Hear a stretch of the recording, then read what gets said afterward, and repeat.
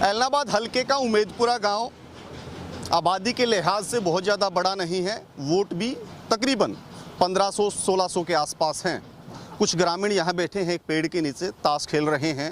उनसे चुनावी जो हालात हैं, चुनावी जो जायका है उनका, वो जानने की कोशिश करते हैं और इनसे पूछेंगे कि किस तरीके का विकास ये देखते हैं, किस तरीके से उम्मीदें ये लगाए हुए हैं, किस प्रत्याशी को वो कितना वजन देते हैं और किसको वो अपने हलके की नुमाइंदगी के लिए चुनते हैं। जी सर, किस तरीके का माहौल है यहाँ चुनाव को लेकर के?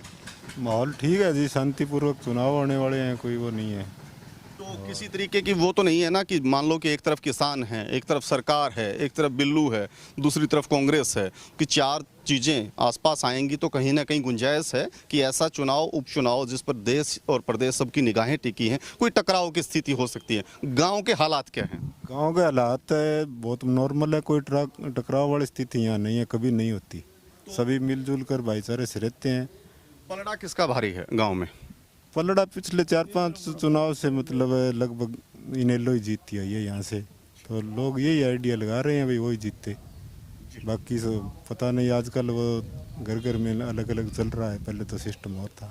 तो सामूहिक जो वोट लोग दिया करते वो चीज़ें कम होती हुई दिखाई दे रही हैं। हाँ वो तो है, ये युवा अपनी मर्जी से चल रहा है।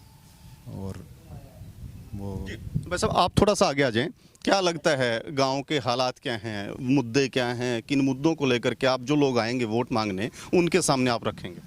मुद्दा ठीक है जी, बीजेपी सरकार बढ़िया सरकार है जी, बीजेपी ने वोट दो, सही है सरकार। तो आपको लगता है कि बीजेपी बहुत बढ़िया सरकार है, तो कोई 2 4 5 10 काम ऐसे बीजेपी के आपको लगता है कि गांव की दृष्टि से, ग्रामीण अंचल की दृष्टि से, देश और प्रदेश के विकास की दृष्टि से वो ठीक रहे हैं? आप बता पाएँ तो प्लीज़। हाँ बहुत काम हुआ है जी हमारे गाँव में, शेड बनाया, गलियाँ बनी है, बहुत काम हुआ है जी, बहुत ग्रांट आई है, बहुत पैसा आया जी गाँव में। जब से सरकार बनी है जब से काम चलता ही रहा जी बीजेपी के। क्या खेती करते हैं या कुछ और व्यवसाय आपका है? मैं बिजनेस करता हूँ जी, लोहे का।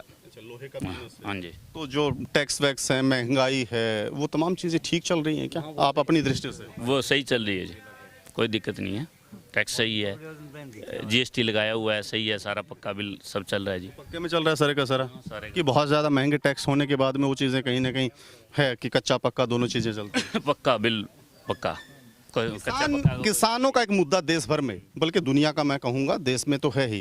किसान लगातार बैठे हैं 10 महीने से, वो बोल रहे हैं कि कृषि जो कानून हैं वो गलत है, इन्हें वापस ले लेना चाहिए।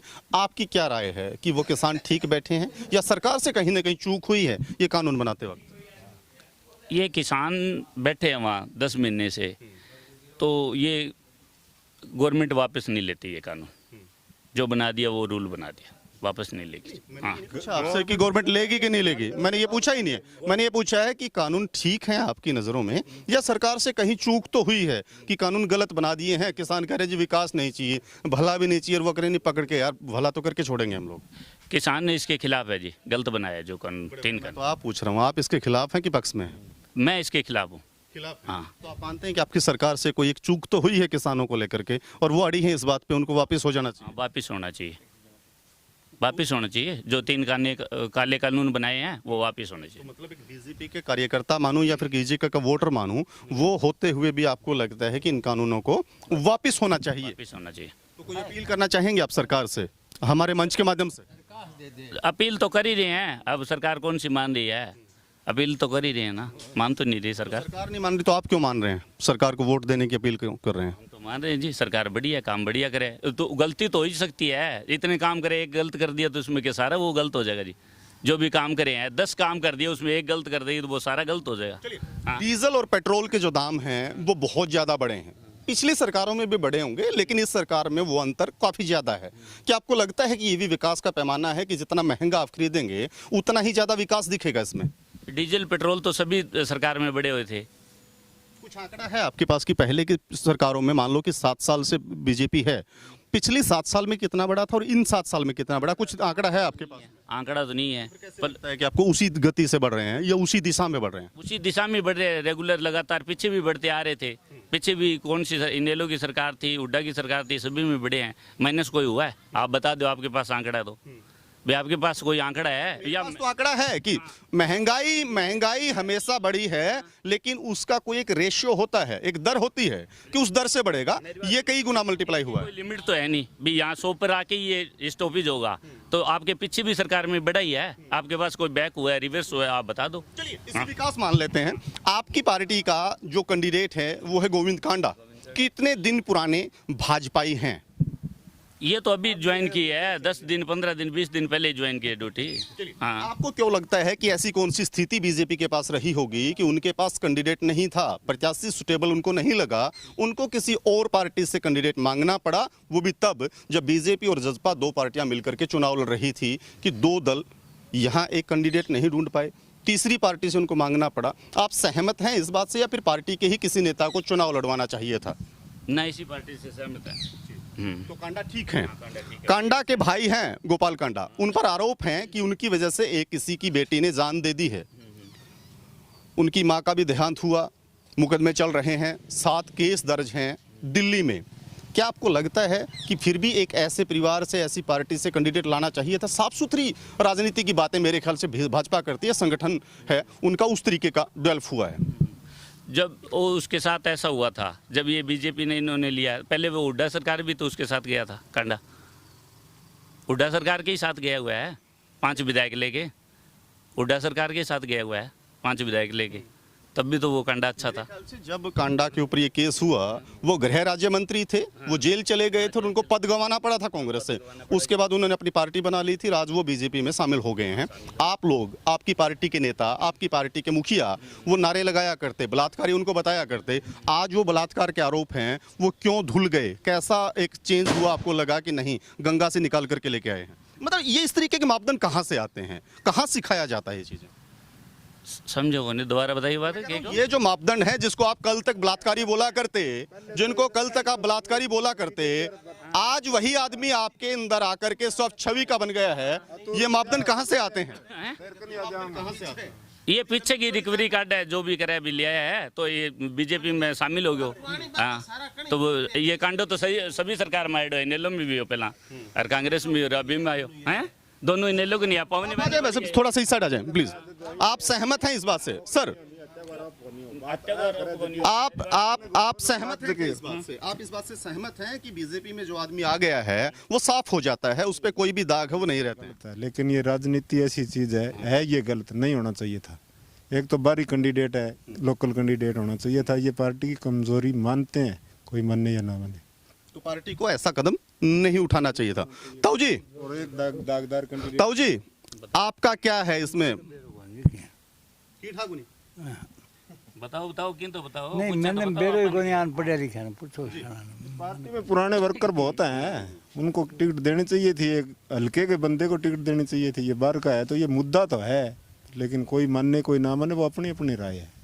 चलिए एक चीज बताएं मुझे, कांडा का व्यक्तिगत वोट बैंक कितना होगा? पार्टी की विचारधारा से उठ करके मैं आपके सवाल पूछ रहा हूं, मेरे ख्याल से आप दिल पे हाथ रख के बताएंगे, क्या कांडा के पास कुछ ऐसा वोट बैंक था जिसकी वजह से उनको उम्मीदवार बनाया जाए पार्टी से अलग? पार्टी से अलग? पार्टी से तो अलग कोई वोट नहीं है वैसे, समाज सेवी आदमी है जैसे। हाँ, कुटिया का सेवक है और समाज है, जैसे कोरोना के टाइम उन्होंने वो इलाज के लिए हॉस्पिटल कराया था, लड़कियों की शादी की फ्री कैंप लगाए हैं, समाज सेवी आदमी है, वैसे आदमी बढ़िया है।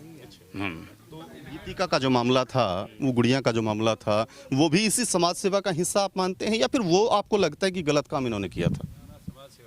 वो समाज सेवाओं के काम है जी, वो तो जो किया है वो आप भुगतागा, जो गलत किया है तो उनके सामने आवेगी। इतना बड़ा कुकर्म और उसको जनप्रतिनिधि बना करके फिर उसके परिवार को किसी एक पार्टी ऐसी जो राष्ट्रवादी पार्टी होने का दावा करती है, धर्म और कर्म की बातें करती है, वो कैंडिडेट बनाए, तो आपको लगता है कि ये समाज सेवा के काम है और उनको बढ़ावा देने की चीज़ें?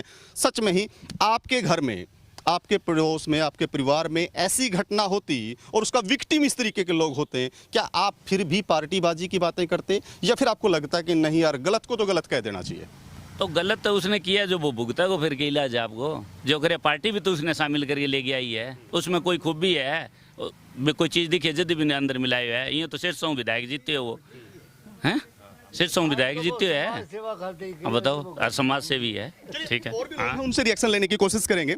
मैं सब आप लोग में से कोई भी बता पाएं, क्या लगता है कि बीजेपी का जो कैंडिडेट का चुनाव है, कोई बात नहीं, आप में से जो भी बोलना चाहें, कैंडिडेट का जो चुनाव है वो ठीक है या फिर उसकी जगह किसी और चेहरे को होना चाहिए? बढ़िया है, एकदम ठीक है एकदम बढ़िया है। ठीक है, आपको भी यही लगता है? एकदम ठीक है जी। बाकी के जो कैंडिडेट हैं उनकी तुलना में भाजपा का जो प्रत्याशी है वो आपको लगता है कि ठीक है? ठीक है जी। कोई कारण उसमें, 2 कारण आपको लगे कि इस वजह से वो हम मानते हैं कि वो ठीक रहा हो? समाज से भी बढ़िया है जी, बढ़िया काम है जी। बढ़िया काम है। हम डबाड़ी विधानसभा से हैं, जिला अध्यक्ष आप यहाँ के नहीं हैं? नहीं है, डबाड़ी विधानसभा तो इसमें से आप मेरे ख्याल से इसी हलके के हैं जी। आप आ जाएं एक बार। गांव के जो मुद्दे हैं, कौन से मुद्दे हैवी रहेंगे इस चुनाव में, कौन सी कमियां हैं वो गांव की जो आने वाले जो लोग हैं उनके सामने आप उठाएंगे कि फला फला चीज़ें हमारे गांव में और होनी चाहिए, इसकी जिम्मेवारी कोई ले तो उनको वोट हम देंगे? गांव में तो वैसे बहुत काम हुए हैं और काम बाकी बहुत है। गांव में काम के मुकना हुआ है। कोई भी 2 4 5 बड़ी बातें शिक्षा को लेकर के, स्वास्थ्य को लेकर के, चिकित्सा को लेकर के तमाम बड़ा होना चाहिए, खाड़ है, पाइप लाइना पड़नी चाहिए, पानी की भी है, नाली का पानी की समस्या भी है। पीने का पानी चलिए ठीक है, नहरी पानी का क्या हाल है इस एरिया में, आपके गांव में क्या ठीक ठाक आता है? नहरी पानी की भी दिक्कत है। नाली को जो पानी है अब नहरा ज़्यादा होगी और एक पीछे कई गाँव में टूटे वो नाड़ो बिंग कारण मारली नहर बंद हो जाए, महंगी भी दिक्कत है। ठोकर की लगी जो बातें हैं आप सरकार तक, प्रशासन तक, नुमाइंदों तक वो पहुंचाई आपने, कुछ उसका हल हुआ समय पे? वो लोग करिए यदि पानी आया नहीं तो आवारी को नहीं, तो उसके लिए हो हल्ला मचाना पड़ा आपको? नहीं तो आवारी को नहीं, ऐसे तो सुनने तैयार को नहीं हो। बिंग बाद में रोड जाम करिए लोगों से जाके पानी आए। जी, आप यहीं से कि बाहर से हैं? चलिए, और भी ग्रामीण हैं, उनसे भी हम लोग उनके विचार लेने की कोशिश करेंगे किस तरीके से वो तमाम चीज़ों को लेते हैं। जी बस, अब आप बताइएगा किस किए कौन बताओ कारण?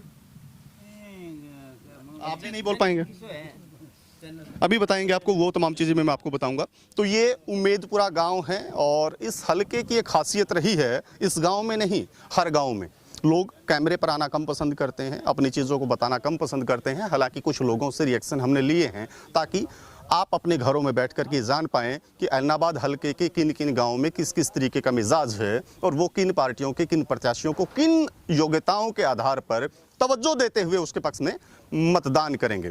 ऐलनाबाद हलके से जुड़ी हुई तमाम छोटी बड़ी खबरें और सूचनाएं हैं वो आपको हम पहुंचाते रहेंगे। और अगर आप इस खबर को यूट्यूब पर देख रहे हैं और आपने अभी तक हमारे चैनल को सब्सक्राइब नहीं किया है तो उसे सब्सक्राइब करते हुए बेल आइकन दबाएं। और अगर आप इसको फेसबुक पर देख रहे हैं तो हमारे पेज को फॉलो करना ना भूलें। अपने सहयोगी अजीत के साथ मैं रुद्रा राजेश कुंडू, ऐलनाबाद।